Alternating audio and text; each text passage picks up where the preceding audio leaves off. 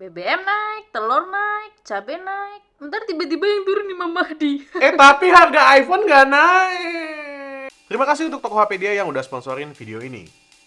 iPhone ngeluarin 4 jenis iPhone yang dibagi jadi 2 varian, yang iPhone 14 biasa dan iPhone 14 series. Yang biasa ini ada iPhone 14 dan juga iPhone 14 Plus. Untuk yang Pro series ada iPhone 14 Pro dan juga iPhone 14 Pro Max. Bedanya ada di mana sih? Yang pertama kayak yang udah gue bahas tadi, perbedaannya ada di ukuran dari layarnya. 14 dan juga iPhone 14 Pro itu pakai ukuran layar 6,1 inci. Kurang lebih ukurannya segede ini. Ini adalah iPhone 13 Pro. Sementara untuk iPhone 14 Plus dan juga iPhone 14 Pro Max itu pakai layar 6,7 inci yang pastinya lebih besar dari ukuran layar 13 Pro ini. Mungkin kalian akan mikir ya kalau bedanya itu cuma ada di ukuran layar aja, tapi enggak.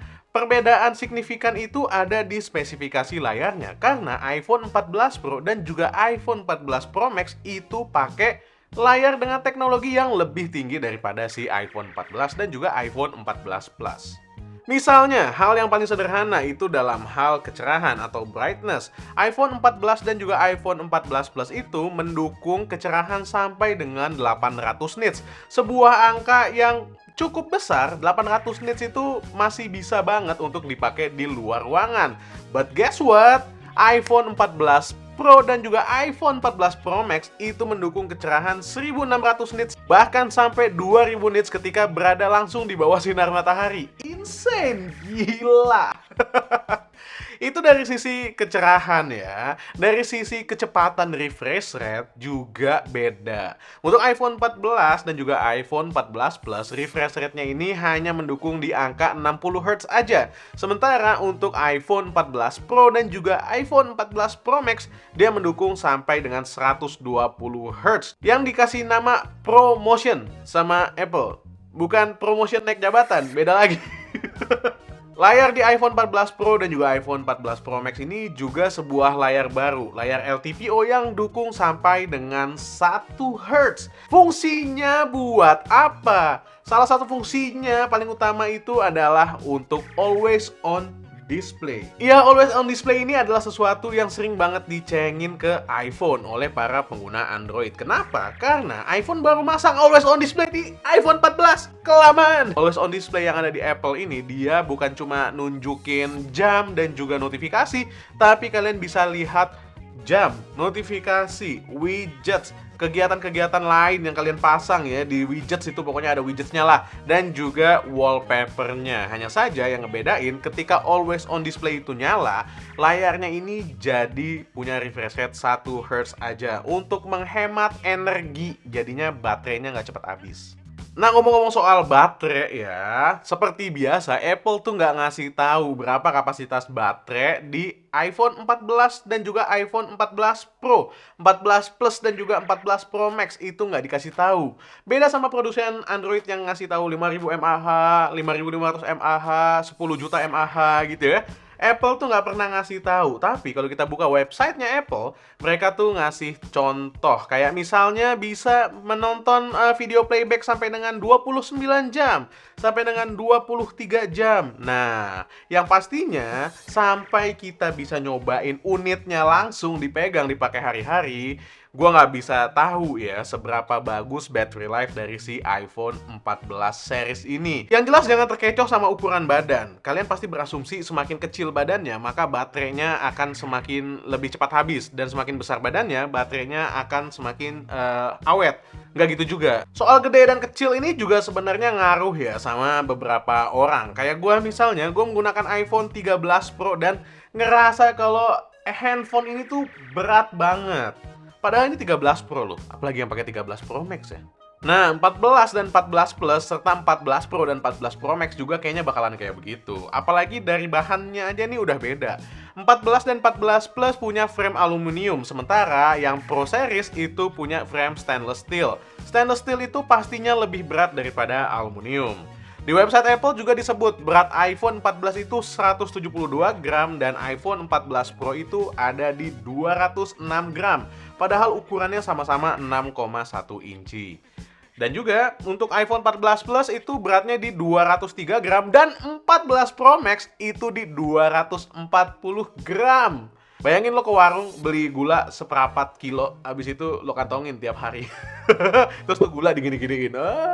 Nah beratnya kayak gitu lah kira-kira. Makanya menurut gua iPhone 14 Plus ini bisa jadi sweet spot ya, karena bahkan beratnya itu lebih enteng dari si iPhone 14 Pro, bedanya 3 gram. Dengan berat yang lebih enteng tapi ukuran layar lebih besar, waduh gila, ini pastinya appealing banget ya. Gue tuh ngebayangin di Indonesia tuh bakal banyak yang pakai iPhone 14 Plus, karena somehow orang Indonesia itu lebih suka sama yang layarnya gede. Yang gede-gede katanya lebih enak. Misalnya ayam potongannya gede, lebih enak daripada potongannya kecil. Perbedaan ukuran dan juga bahan itu nggak ngaruh banyak sama desain ya, karena desain bagian belakangnya itu nggak beda jauh sama iPhone 13 series. Untuk iPhone 14 dan juga iPhone 14 Plus itu masih dengan dua kamera di bagian belakang dan juga notch alias poni di bagian depan sama seperti handphone ini. Sementara untuk iPhone 14 Pro dan juga iPhone 14 Pro Max masih menggunakan 3 kamera boba di bagian belakang kayak begini. Kalau untuk ukuran kameranya atau ukuran bump kameranya gue sendiri belum tahu karena belum pegang langsung. Tapi yang ngebedain itu ada di layar depannya.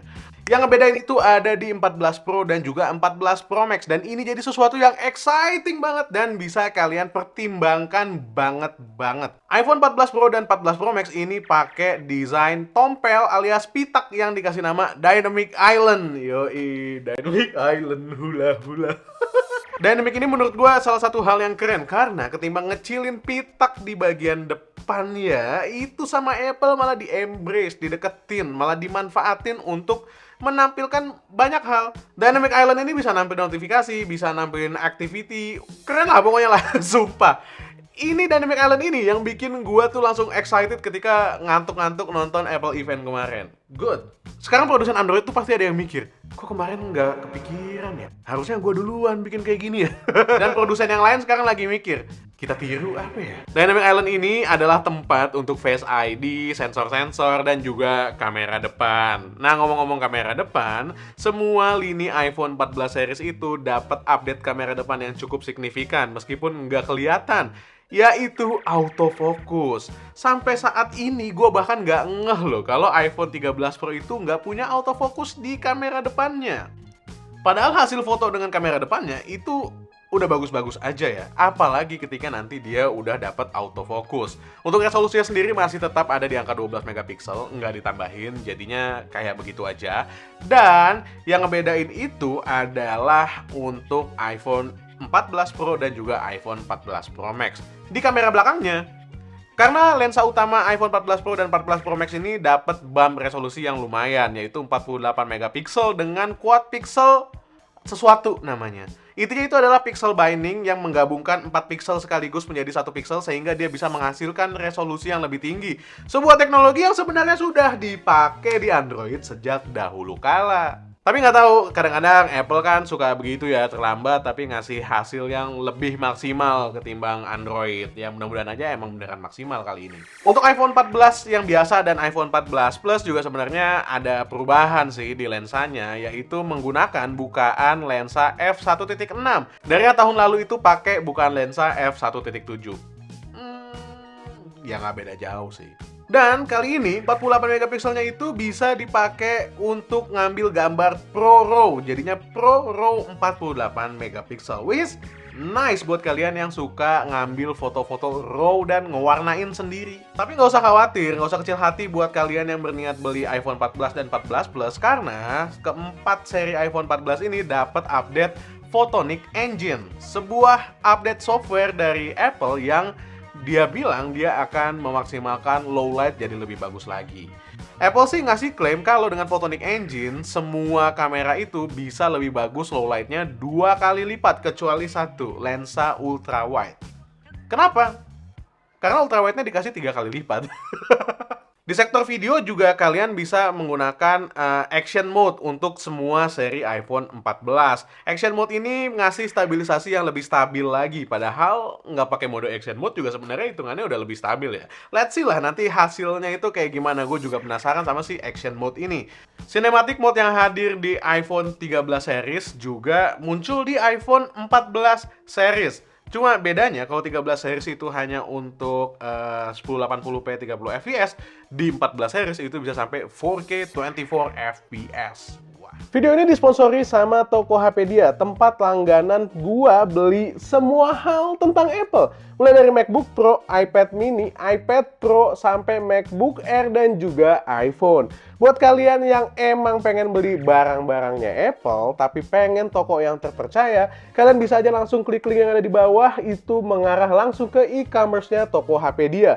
Harganya dijamin oke banget dan juga pengirimannya cepet, insya Allah aman. Thank you. Semua improvement di sisi kamera tadi pastinya memerlukan storage yang besar. Tapi storage base model untuk iPhone 14 series itu nggak nambah, masih ada di angka 128 GB aja.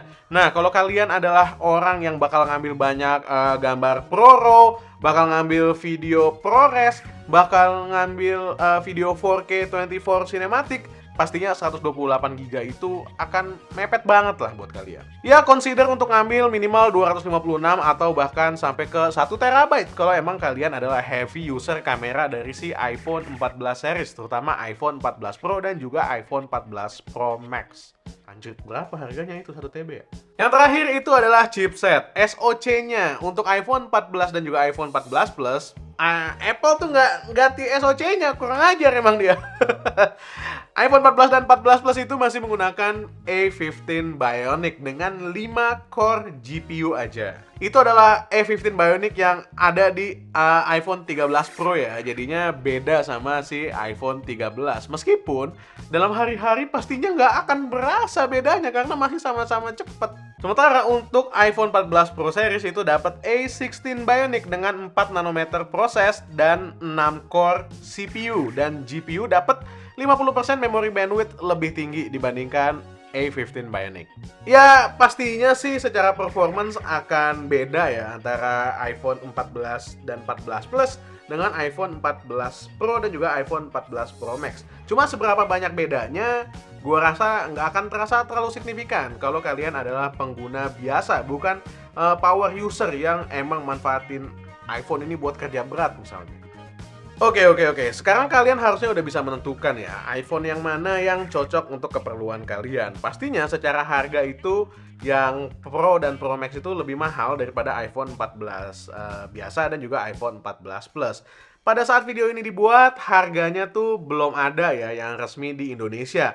Tapi, Justip dan toko-toko di e-commerce termasuk Tokopedia juga udah ngeluarin harga. Yang pasti harganya emang masih tinggi karena itu bukan harga normal. Itu adalah harga early adopter. Harga yang cocok buat kalian yang punya budget terlalu lebih dan emang pengen beli iPhone 14 series ini dan dapetin iPhone 14 series ini duluan. Misalnya aja konten kreator, reviewer. Nah, emang reviewer tuh gampang, ngeluarin duit banyak nih buat beli. Tapi kalau kalian ada user biasa, gue menyarankan kalian tunggu sebentar ya. Siapa tahu nanti bentar lagi di iBox atau di distributor resmi lainnya itu langsung ngeluarin harga. Kalau pengalaman belajar dari tahun lalu itu nggak nyampe sebulan tiba-tiba langsung buka PO. Nah, mudah-mudahan sih kayak begitu juga. Tapi buat kalian yang nggak sabar, link ke Tokopedia udah ada di deskripsi. Kalian bisa langsung klik aja dan beli di sana. Dijamin terpercaya. Nah, kalau kalian lagi nyari laptop, gua ada rekomendasi video tentang laptop Acer Swift 3 yang bagus banget karena dia menggunakan layar OLED. Atau juga keyboard dari Logitech yang dia bukan keyboard mechanical, tapi pastinya enak banget feelsnya untuk kerja harian. Gue Dian dari Main Lagi pamit. Assalamualaikum warahmatullahi wabarakatuh. Bye!